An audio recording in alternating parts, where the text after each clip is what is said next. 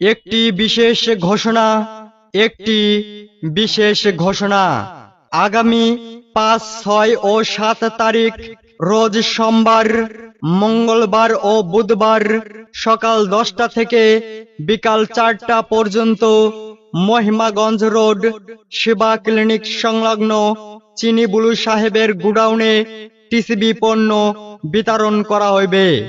আপনারা নিজ নিজ টিসিবি কার্ড ও ব্যাগ সঙ্গে এনে টিসিবি পণ্য উত্তোলনের জন্য বিশেষভাবে অনুরোধ করা হইল।